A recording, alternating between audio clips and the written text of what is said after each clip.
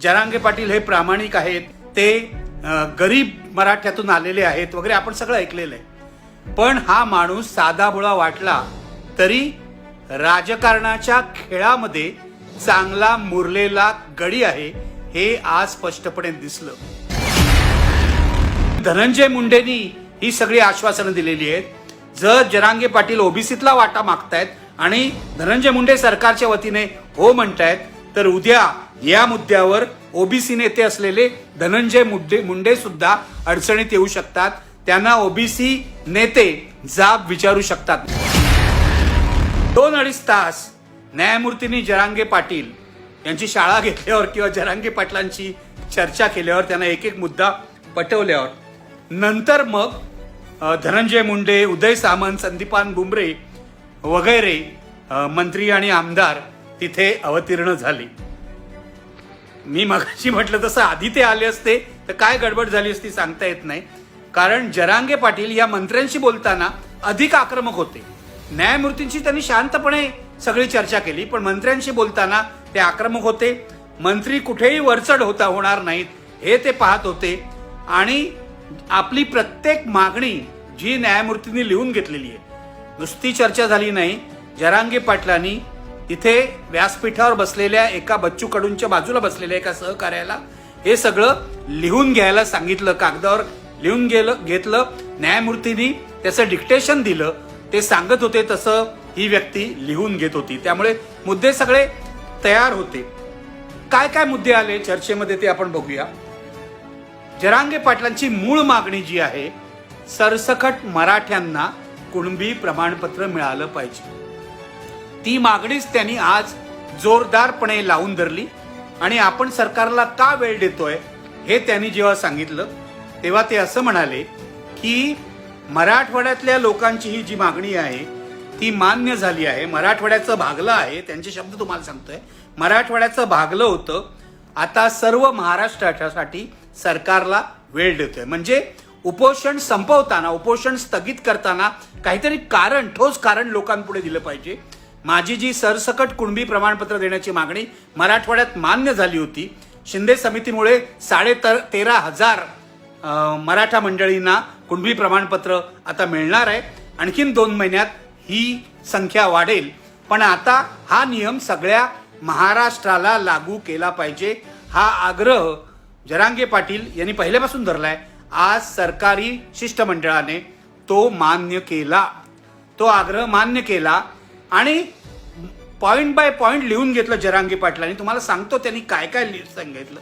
त्यांनी असं सांगितलं की कुणबी प्रमाणपत्र कुणाकुणाला मिळालं पाहिजे, पण अख्ख्या परिवाराला मिळालं पाहिजे आणि रक्ताच्या नातेवाईकांना मिळालं पाहिजे असंही त्यात घालायला लावलं। आणि शेवटी ते असं म्हणाले की गरजवंत मराठ्यालाही मिळालं पाहिजे। आता लक्षात घ्या, जरांगे पाटील 50% वरचं आरक्षण मागत नाहीयेत। त्यांना कोणीतरी विचारलं तेव्हा त्यांनी जाहीरपणे हे स्पष्ट केलं की मी 50% बद्दल बोलत नाहीये, मी ओबीसीतलं आरक्षण मागतोय। मित्र हो, हे अत्यंत वादग्रस्त विधान आहे, कारण मराठा मंडळींना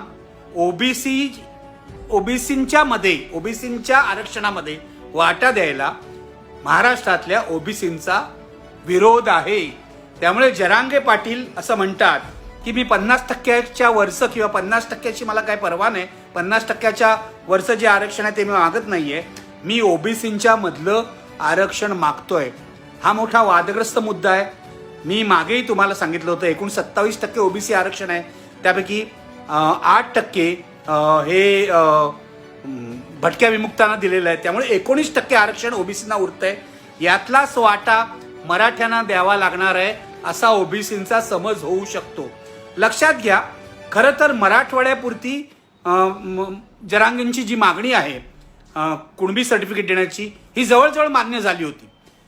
मुद्दा काय आहे, विदर्भात मुद्दा नाही आहे, कारण विदर्भात मराठ्यांना कुणबी प्रमाणपत्र 1967 पासून मिळतंय। खानदेशात सुद्धा, उत्तर महाराष्ट्रात सुद्धा तीच परिस्थिती आहे। कोकणामध्ये कुणबी वेगळे आहेत, मराठी वेगळे आहेत, कुणब्यांना ओबीसी म्हणून मान्यता पूर्वीपासूनच आहे। म्हणजे प्रश्न राहिला होता तो मराठवाडा आणि पश्चिम महाराष्ट्राचा। आता सरकारी शिष्टमंडळाला हे मान्य करायला लावून की मराठवाड्याचा जो न्याय आहे तो सर्व महाराष्ट्राला लागू होईल, म्हणजे खरं तर मुख्यतः पश्चिम महाराष्ट्राला लागू होईल असं त्यांना म्हणायचं आहे.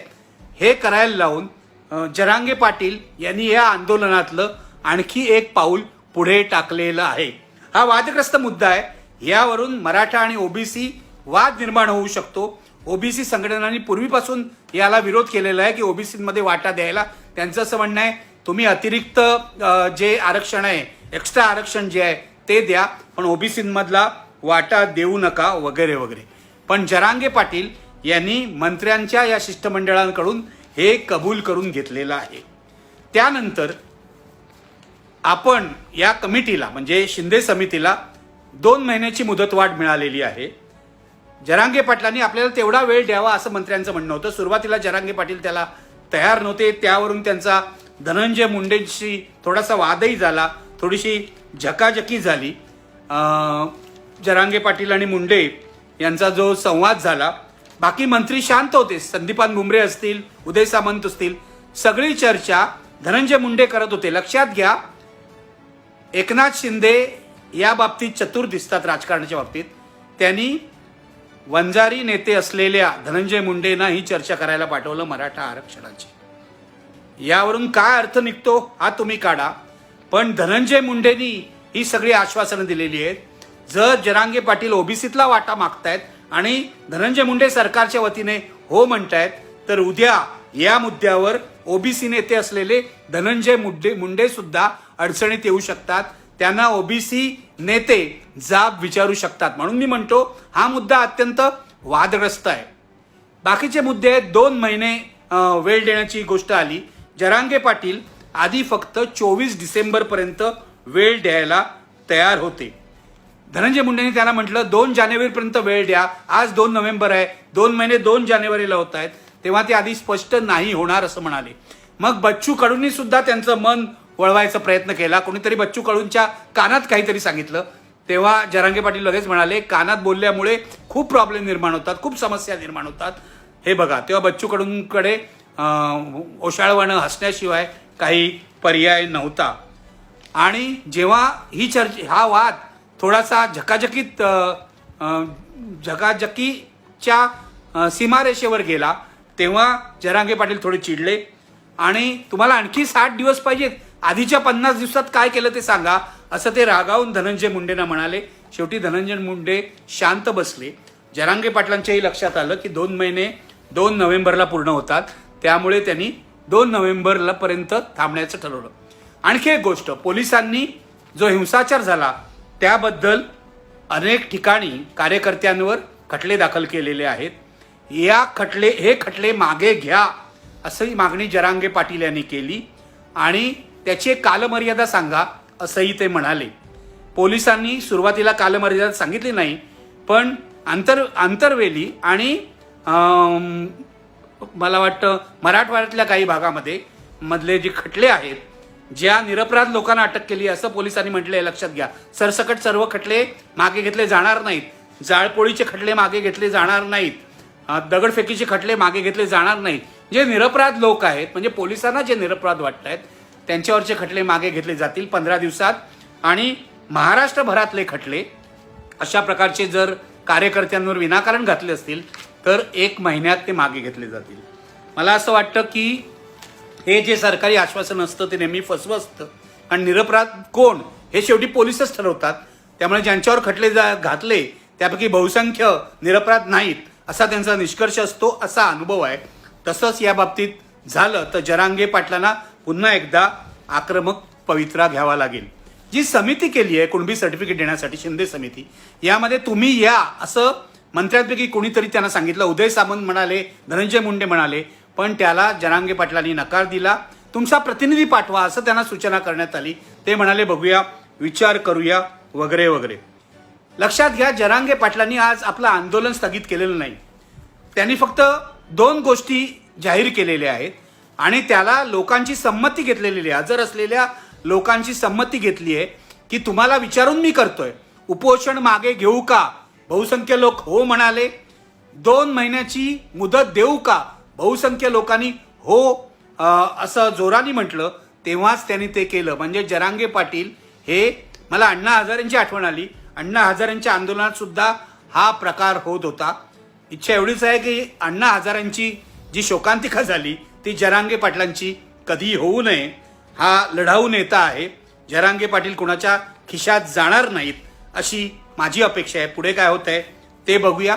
पण दरवेळेला ते लोकांचं शिक्कामोर्तब घेत होते हे लक्षात घ्या.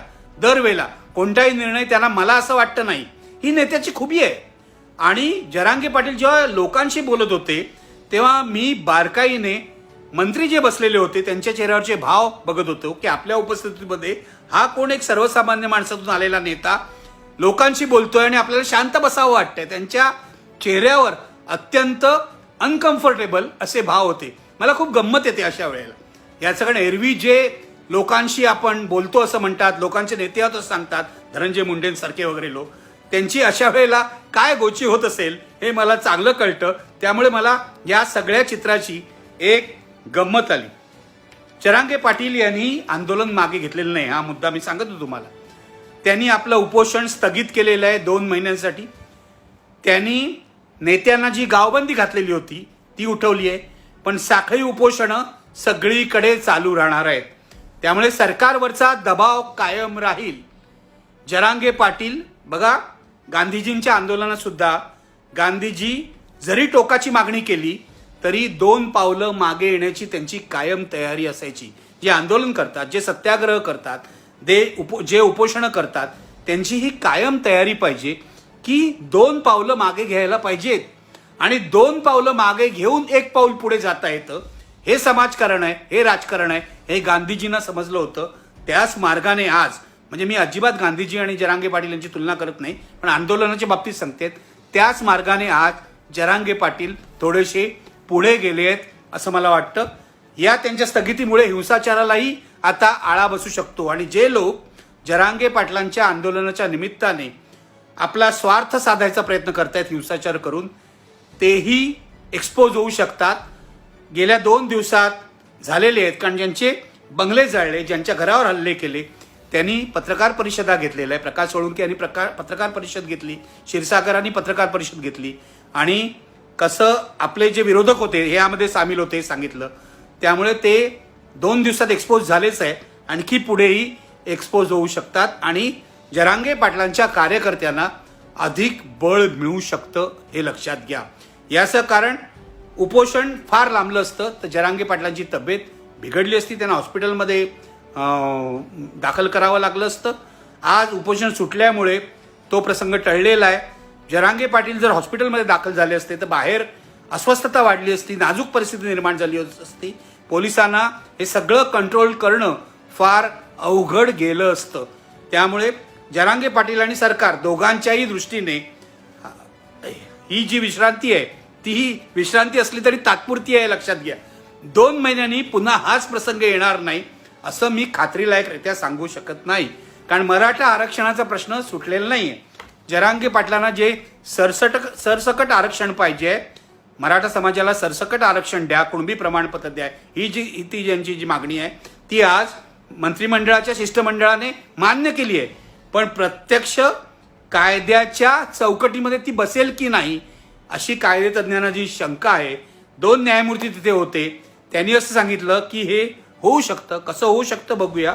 कारण न्यायमूर्ती गायकवाड यांची मराठ्यांना सामाजिक आणि शैक्षणिकदृष्ट्या मागासलेले असं जे प्रमाणपत्र द्यायचं होतं किंवा ते सिद्ध करायचं होतं, ती आकडेवारी ही सुप्रीम कोर्टाने मान्य केलेली नाही आहे. पण आज हे न्यायमूर्ती म्हणतात की असं सरसकटपणे करता येईल. तर कसं करणार आहेत, त्याला 2 महिने लागणार आहेत. 2 महिन्यामध्ये शिंदे समिती आणखी काही कागदपत्र तपासेल आणि 13,500 ची जी संख्या आहे कुणबी म्हणून जाहीर करण्याची मराठ्यांची, आज 13,500 मराठ्यांना कुणबी प्रमाणपत्र मिळू शकतं, कारण कुणबी सर्टिफिकेट मिळू शकतं. ही संख्या दुप्पट होऊ शकते आणखी 2 महिन्यामध्ये. त्यानंतर काय परिस्थिती होईल हे बारकाईने पाहावं लागेल. या शिष्टमंडळाने जरांगे पाटलांना असंही आश्वासन दिलं की 7 डिसेंबरला विधिमंडळ अधिवेशन सुरू होणार आहे.